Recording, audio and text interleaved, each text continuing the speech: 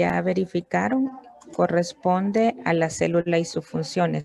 De hecho, este es un tema que yo siempre les menciono, que no es algo nuevo, ¿verdad? Sino que yo lo tomo casi que como un repaso, porque ustedes deben de recordar que es algo que se viene viendo desde que ustedes estaban en el colegio, ¿verdad? Así que pues mencionarles que las células prácticamente corresponden a aquellos elementos básicos que forman parte de nuestro organismo. Aparte de eso, pues también forman parte de la estructura de los tejidos, de los órganos de nuestro cuerpo.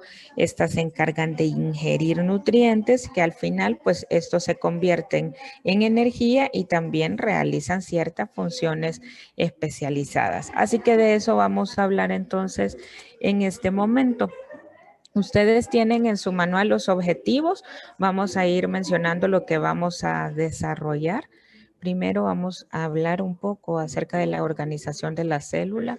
Vamos a examinar los diferentes componentes de la célula. Vamos a describir la estructura física de la célula. Vamos a conocer las estructuras membranosas de la célula, a describir los diferentes organelos que se encuentran en ella, como la función de cada uno de estos.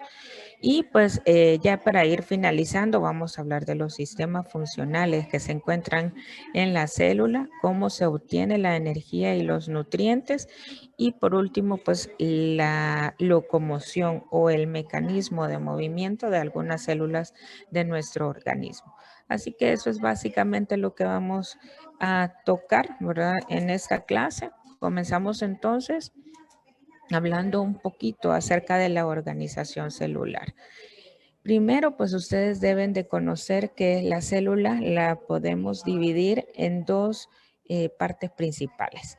Primero, pues el núcleo, que ustedes saben perfectamente que es uno solo, que generalmente lo encontramos en posición central y que este núcleo se encuentra rodeado de una membrana nuclear. Luego tenemos el citoplasma. El citoplasma también se encuentra cubierto o envuelto por una membrana celular. Ustedes lo pueden encontrar también en su libro de texto como membrana plasmática. Ahora bien, esta otra parte que tenemos acá es el protoplasma.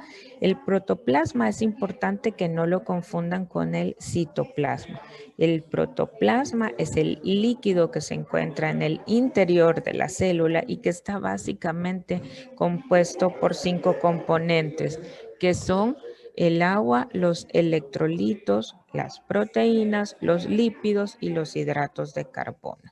Entonces, vamos a tratar de ir hablando un poco de cada uno de estos componentes del protoplasma de forma resumida. Primero vamos a hablar un poquito acerca del agua y algunos iones.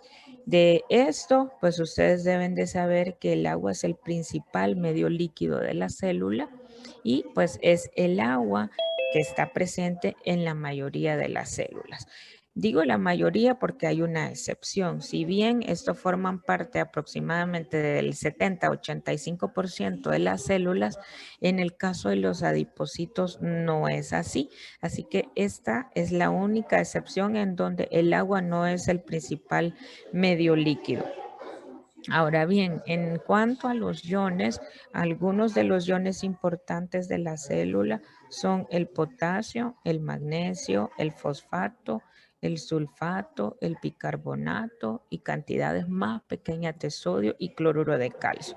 Si se fijan bien, aquí yo les he colocado cantidades más pequeñas. Sin embargo, aunque sean en proporciones menores, todos estos son sumamente importantes para el desarrollo o el funcionamiento normal de una célula.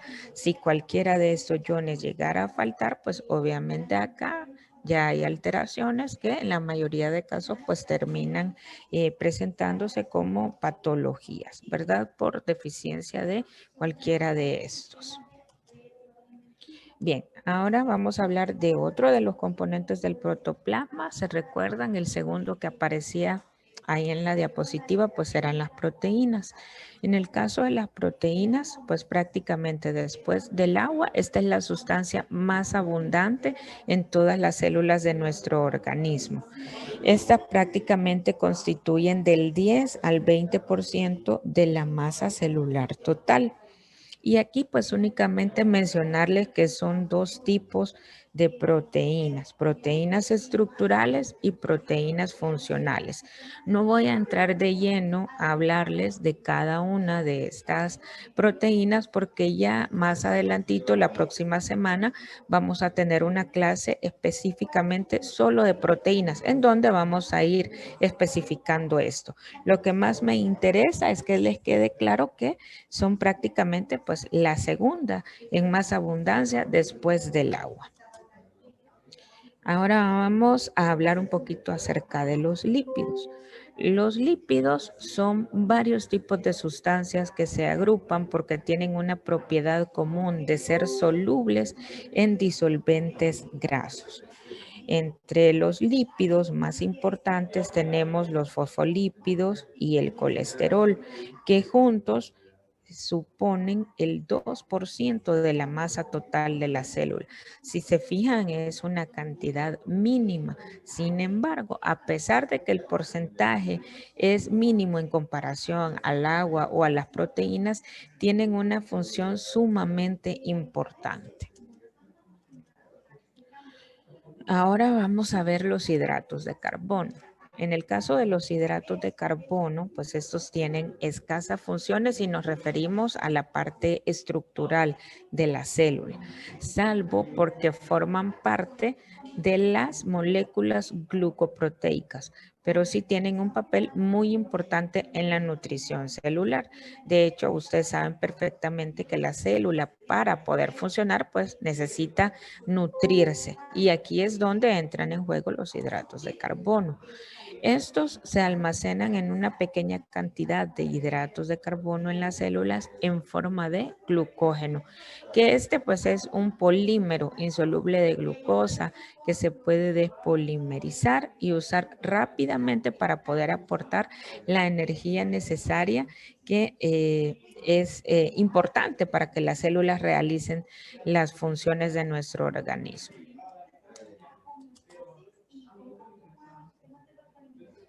Vamos a ver ahora ya parte de la estructura de la célula.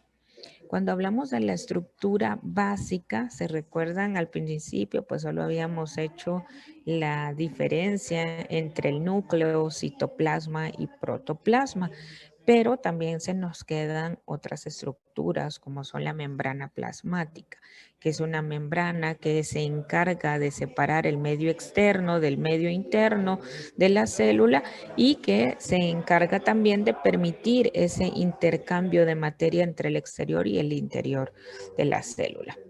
En el caso del citoplasma, pues esta es una solución acuosa en donde se llevan a cabo todas las reacciones metabólicas de la célula. Ahora bien, cuando mencionábamos al núcleo, pues dentro del núcleo vamos a encontrar toda la información genética que se encuentra en el ADN. Y luego tenemos todos los organelos subcelulares, de los cuales vamos a ir hablando más adelante y describiendo cada uno de estos organelos.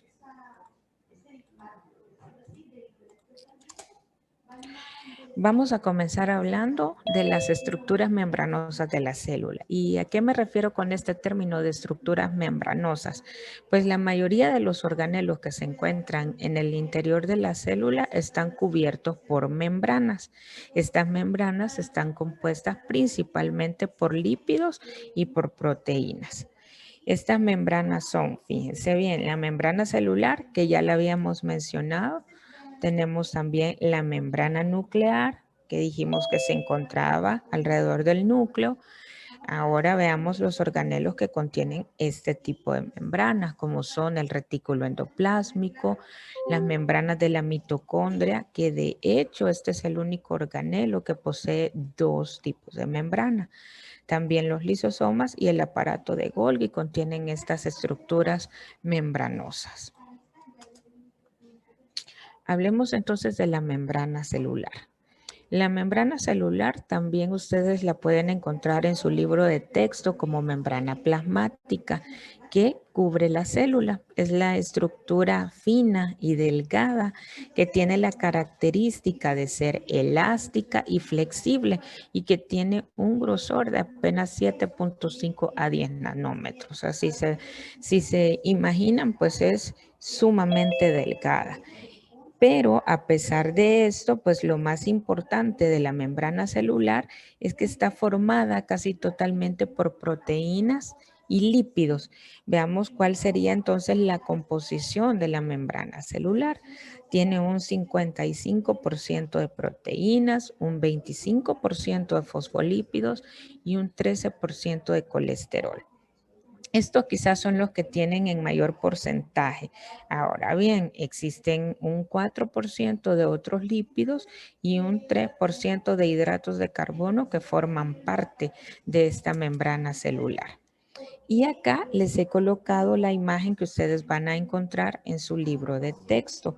Ese es importante, ¿verdad? Porque aquí nosotros estamos observando una membrana, ¿verdad? Una estructura de la membrana celular en donde prácticamente se observa una bicapa lipídica.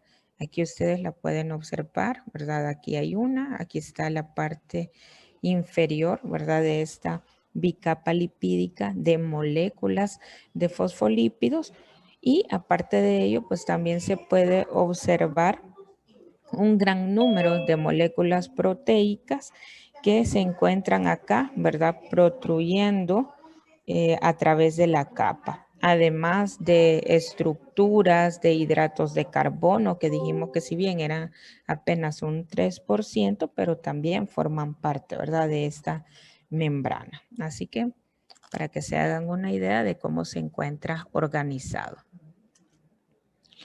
Bien, hablando entonces de esta barrera lipídica de la membrana celular, una de las funciones importantes es que impide la penetración del agua. Su estructura básica consiste en una bicapa de lípidos, que es la que acabamos de observar en la imagen anterior, una fina película, ¿verdad?, de doble capa de lípidos, donde cada una de ellas contiene una sola capa de moléculas de grosor que rodea de forma continua toda la superficie celular. La bicapa está formada por moléculas de fosfolípidos y una de las características más importantes es que contiene un extremo de cada molécula de fosfolípidos que es soluble en agua, es decir, que es ese extremo hidrofilo, mientras que el otro extremo es soluble únicamente en grasas, es decir, que ese otro extremo es hidrofobo. Por lo tanto, entonces, el extremo fosfato del fosfolípido es hidrofilo y la porción de ácido graso es hidrofobo. Esta característica es muy importante. Ya en el siguiente tema, ¿verdad? Donde ustedes van a ver transporte de membrana, pues se van a recordar, ¿verdad?, de esta parte que les estoy mencionando en este momento. Ahora bien, vamos a pasar a el citoplasma y sus organelos. En el caso del citoplasma, pues este se encuentra lleno de partículas y diferentes tipos de organelos que se encuentran dispersos en el interior de la célula. La porción de líquido del citoplasma en el que se dispersan las partículas se denomina citosol. Y este pues es el que contiene en su mayoría proteínas, electrolitos y glucosa. Y dentro de los organelos que vamos a ir describiendo se encuentran el retículo endoplásmico, el aparato de Golgi, las mitocondrias, los lisosomas y los peroxisomas. Comencemos entonces con el primero de ellos. En este caso tenemos al retículo endoplásmico. ¿Qué es el retículo endoplásmico? Pues este es un sistema continuo de membranas organizadas que tienen una compleja red que está interconectada, ¿verdad? Este se extiende a través del citoplasma y conocemos dos tipos de retículo endoplásmico. Tal vez ustedes se deben de recordar del retículo endoplásmico liso y el retículo endoplásmico rugoso. ¿Y a qué se debe esta subclasificación o estos nombres del retículo endoplásmico? Pues esto se da de acuerdo a la presencia o no de ribosomas en la superficie citoplasmática. Así entonces, el retículo endoplásmico rugoso, ¿verdad? Es el que contiene en la superficie la presencia de estos ribosomas. ¿Y cuál sería entonces la función principal de este retículo endoplásmico rugoso? Pues se encarga de almacenar y liberar las proteínas que son fabricadas por estos ribosomas y que posee además y que también produce y transporta lípidos. Ahora pasémonos al retículo endoplásmico liso. ¿Cuál sería la función de este entonces? Producir, segregar y transportar estos lípidos hacia el interior de la célula junto con las proteínas del retículo endoplásmico rugoso. Entonces, si se fijan, pues trabajan en conjunto. Y ustedes van a encontrar en su libro de texto esta imagen del retículo endoplásmico. La presencia de estos puntitos es los ribosomas, ¿verdad? Que forman parte del retículo endoplásmico rugoso. Y lo que se observa acá, ¿verdad? Es la ausencia de estos ribosomas y por eso es que se conoce con el nombre de retículo endoplásmico liso o también conocido como retículo endoplásmico agranular. En el interior de este pues se encuentra una matriz, ¿verdad? Así que esta imagen ustedes la van a poder visualizar ahí en su libro de texto. Pasémonos ahora al aparato de Golgi. El aparato de Golgi, pues básicamente trabaja en conjunto, ¿verdad? Con el retículo endoplásmico. El aparato de Golgi, también conocido como complejo o cuerpo de Golgi, se encarga de la distribución y el envío de los productos químicos de la célula. Y dentro de las funciones también principales es que este modifica tanto las proteínas como los lípidos que fueron construidos en el retículo endoplásmico y principalmente los prepara para que estos puedan ser expulsados hacia el exterior de la célula. Por eso les mencionaba que trabajan en conjunto, ¿verdad? Es decir, que estas vesículas de transporte que contienen, que salen del retículo endoplásmico, poco después se fusionan con el aparato de Golgi. Y de esta forma es que las sustancias, ¿verdad?, son transportadas. Aquí está la imagen que ustedes tienen en su libro de texto, ¿verdad? Para que vean el por qué es que les menciono, ¿verdad? Que trabajan de forma conjunta. Aquí tenemos el retículo endoplásmico, ¿verdad?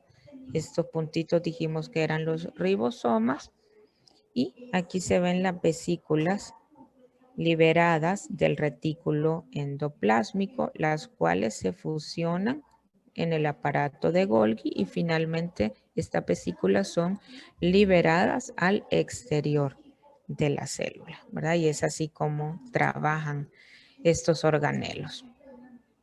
Se nos quedan todavía, ¿verdad? Otros organelos importantes, entre ellos la mitocondria. La mitocondria es uno de los organelos más importantes de la célula. De hecho, pues ustedes saben que la energía que necesita la célula para que se lleven a cabo todas las reacciones metabólicas, pues la obtiene gracias a la mitocondria. La función principal de ella es esa, ¿verdad? Sin embargo, hay una función muy importante y es la función de la respiración celular. Generalmente esta casi nunca se menciona, pero es de vital importancia, ¿verdad? Así como la producción de la energía en forma de ATP, que es un tipo de energía química.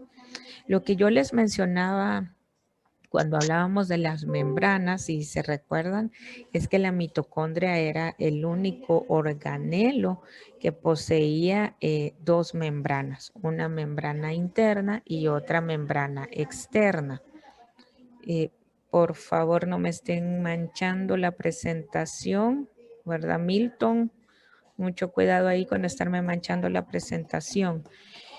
Otra parte importante, ¿verdad?, que hay que destacar es que tiene su material genético propio y es el único organelo que tiene su material genético propio, aparte de poseer enzimas respiratorias debido a la función de respiración celular. Ya los ribosomas, pues ya los mencionábamos, ¿verdad? Formando parte del retículo endoplásmico rugoso. Dijimos que en ambos casos, tanto en el retículo endoplásmico liso como rugoso, pues la función principal es la síntesis de proteínas. En el caso de los lisosomas, vamos a hablar un poquito de estos saquitos esféricos que ustedes están observando acá en la diapositiva.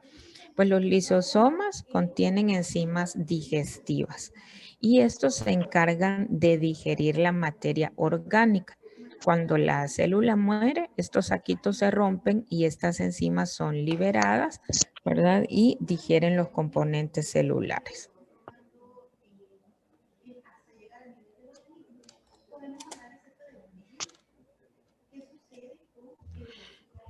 Esta es una estructura, ¿verdad?, de la mitocondria para que ustedes puedan observar lo que habíamos descrito anteriormente, ¿verdad? La presencia de las dos membranas, una membrana interna, que es esta que ustedes observan acá, y una membrana externa, ¿verdad?, que es esta parte que ustedes tienen acá. Ahora bien, creo que esto ya lo habíamos mencionado, la principal función, respiración celular y la energía en forma de ATP.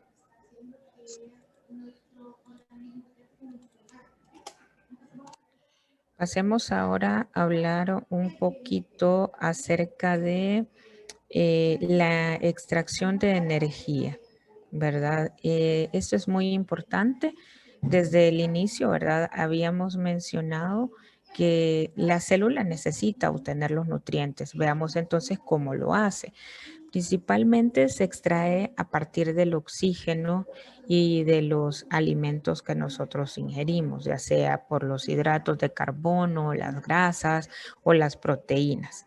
Todos los hidratos de carbono al final pues son transformados en glucosa a través del tracto digestivo y a nivel hepático. En el caso de las proteínas, pues estas son transformadas en aminoácidos y las grasas en ácidos grasos. Las reacciones oxidativas se van a producir, por lo tanto, en el interior de la mitocondria y es así como se libera esa energía en forma de ATP. Y este pues es el tipo de energía química que necesita la célula para que se puedan llevar a cabo todas las reacciones metabólicas.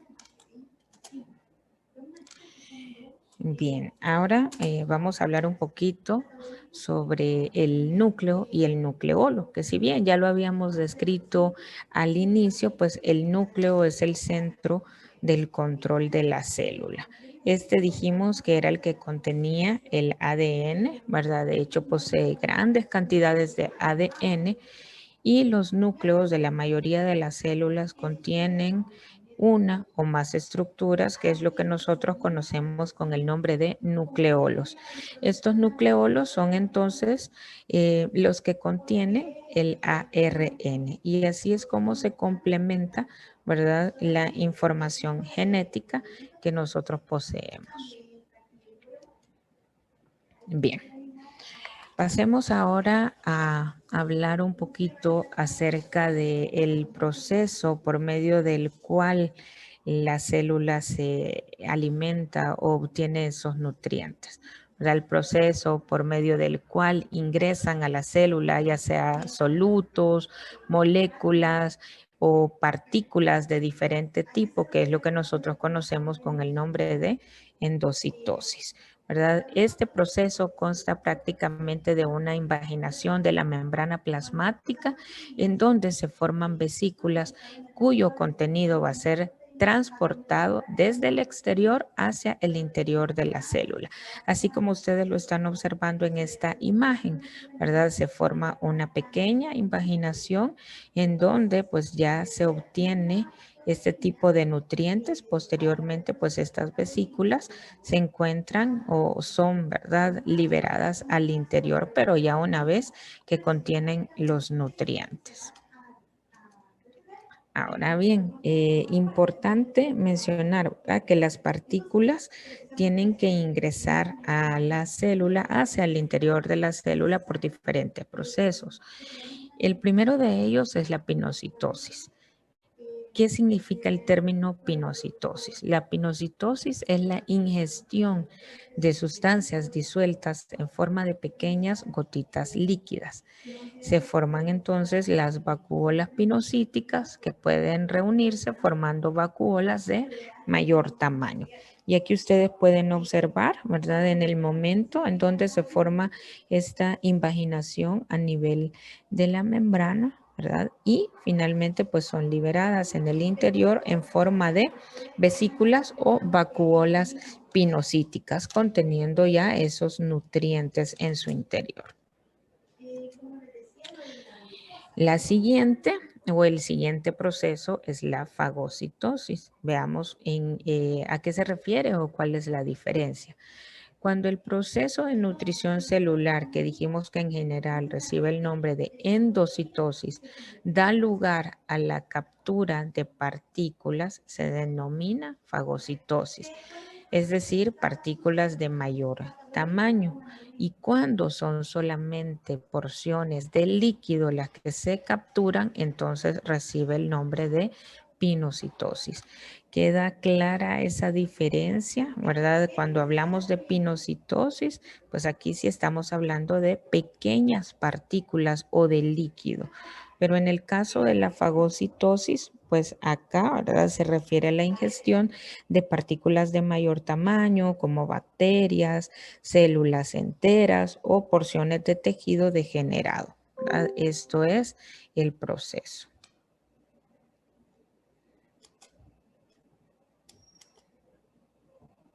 Bien. Ya para ir finalizando, uno de los últimos objetivos de la clase, en este caso es hablar, ¿verdad?, de los tipos de células que muestran el movimiento amibiano. ¿A qué se refiere este término de movimiento amibiano? Pues es prácticamente el movimiento o el sistema de locomoción que utilizan algunas células de nuestro organismo. Las células más frecuentes que muestran este tipo de movimiento en nuestro organismo pues son los leucocitos. Los leucocitos cuando salen de la sangre hacia los tejidos en forma de macrófagos tisulares utilizan este tipo de movimiento para desplazarse. Otro tipo de células que también utilizan este movimiento, por ejemplo, son los fibroblastos. Los fibroblastos se mueven hacia una zona que se encuentra dañada para poder reparar este daño e incluso también las células germinales de la piel, que aunque normalmente son células que normalmente se encuentran inmóviles, tienen la capacidad de desplazarse hacia una zona de un corte para poder reparar el desgarro. Y por último, una de las células que también tienen esta capacidad de locomoción, ¿verdad?, o de movimiento, son las células embrionarias. En este caso, pues se pueden desplazar, ¿verdad?, de un lugar a otro hasta a donde vayan a implantarse. Por ejemplo, en este caso, migran largas distancias desde el lugar de origen hasta a donde se va a desarrollar una estructura especial.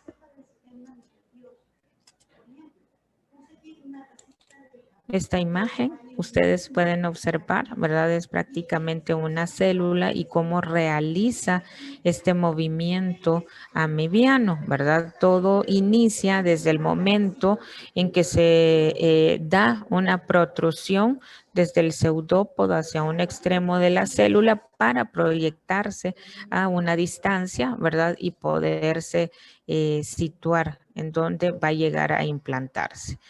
Este pseudópodo que ustedes observan acá o esta colita es el que les sirve para poder desplazarse de un lugar a otro. Bien, con eso prácticamente finalizamos la clase, ¿verdad? Toda la clase está tomada de la fisiología de Guyton. Ustedes van a encontrar el tema en el capítulo 2, incluso pues todas las imágenes están tomadas de su libro, así que pueden revisarlo en cualquier momento para que ustedes puedan ir estudiando el tema. Con eso finalizamos. Ya les dejo ahorita activados sus micrófonos por si tienen dudas o preguntas con respecto al tema.